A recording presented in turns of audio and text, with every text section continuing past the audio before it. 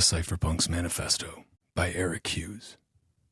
Privacy is necessary for an open society in the electronic age. Privacy is not secrecy. A private matter is something one doesn't want the whole world to know, but a secret matter is something one doesn't want anybody to know. Privacy is the power to selectively reveal oneself to the world. If two parties have some sort of dealings, then each has a memory of their interaction. Each party can then speak about their own memory of this. How could anyone prevent it? One could pass laws against it, but the freedom of speech, even more than privacy, is fundamental to an open society. We seek not to restrict any speech at all. If many parties speak together in the same forum, each can speak to all the others and aggregate together knowledge about individuals and other parties. The power of electronic communications has enabled such group speech, and it will not go away merely because we might want it to. Since we desire privacy, we must ensure that each party to a transaction have knowledge only of that which is directly necessary for that transaction. Since any information can be spoken of, we must ensure that we reveal as little as possible. In most cases, personal identity is not salient.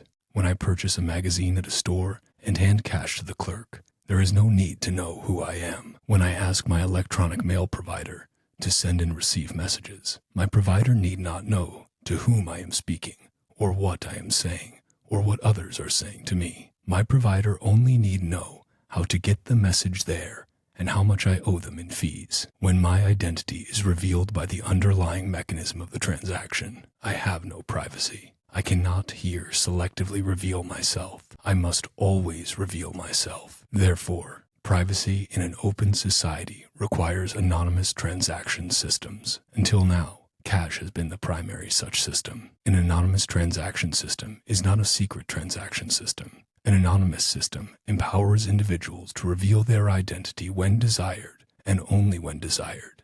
This is the essence of privacy. Privacy in an open society also requires cryptography. If I say something, I want it heard only by those for whom I intend it. If the content of my speech is available to the world, I have no privacy. To encrypt is to indicate the desire for privacy, and to encrypt with weak cryptography is to indicate not too much desire for privacy. Furthermore, to reveal one's identity with assurance when the default is anonymity requires the cryptographic signature. We cannot expect governments, corporations, or other large faceless organizations to grant us privacy out of their beneficence. It is to their advantage to speak of us, and we should expect that they will speak. To try to prevent their speech is to fight against the realities of information. Information does not just want to be free. It longs to be free. Information expands to fill the available storage space. Information is rumor's younger, stronger cousin.